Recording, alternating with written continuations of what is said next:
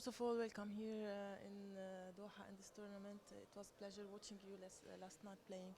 I want to ask you, how do you feel now? You are in the final, and first when they ask you about this, you said we're not gonna take this tournament, as we're not gonna take the AFC Cup because we're not used to these players. No, I think for me personally, it's one of the biggest moments of my career. To play domestically in England for the Premiership and to be here is an absolute honour and a privilege because I really respect this competition and the teams I'm playing against. But most of all, there's high expectation of us to potentially be in the final and to win it. So to finally be there and to work so hard to be where we are, I'm very thankful, but also excited because this is the first chance internationally of potentially having a chance to winning a trophy.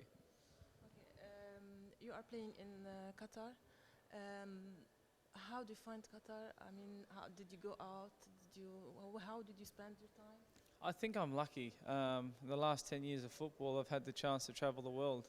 And the Middle East is somewhere that I'm very fond of, whether it's Dubai or Bahrain or Qatar. It's a beautiful country, beautiful people, the culture's fantastic, it's very respectful.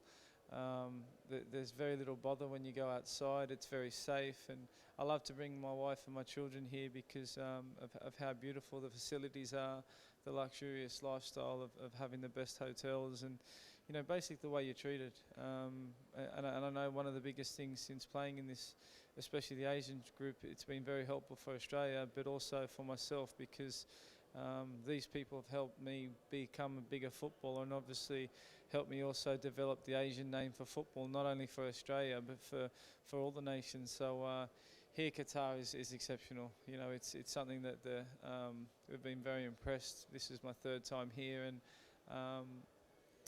it's a beautiful place. Dubai's a beautiful place. Did you try any Arabic food? Of course, I'm lucky enough that in Australia I grew up with a lot of Arabic people and a lot of Lebanese friends and things like that. So I know all about tabbouleh and hummus and labna and halal and kafta and all this sort of stuff. So I'm lucky. It's fantastic, and the people here, whether it's be the Bahrainian team or the Qatar team or United Arab Emirates, we know a lot of the players, and I like to share my time with them and say hello and be respectful because.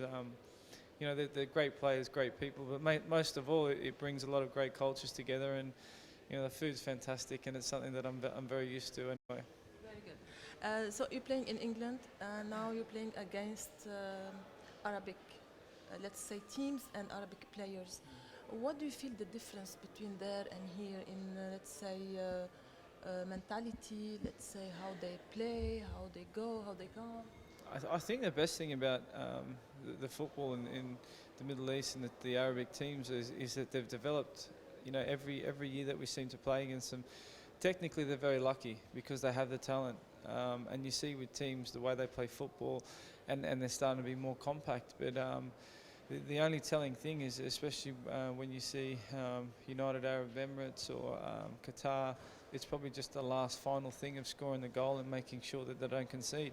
In the quarterfinals, when you see Qatar got knocked out, it's probably one of the biggest opportunities for their country to go further. And if they had that bit more mettle at the back and a bit more discipline, maybe they could have gone through. But for football, it's fantastic to see the progression of football in the Middle East because there's a lot of talent and a lot of great players. But most of all, a lot of our hardest games have been against these countries, and for us, it's they're very hard to break down and get the ball off. But we're very happy. But for me, it's different levels of playing international football, European, Middle East, Asian, whatever you say, or even in Premier League. That it doesn't get easier; it gets harder because the football standards become very high. Talking about Europe, you lost the derby against Liverpool. So how do you feel? Do you regret it, or do you think that okay, here is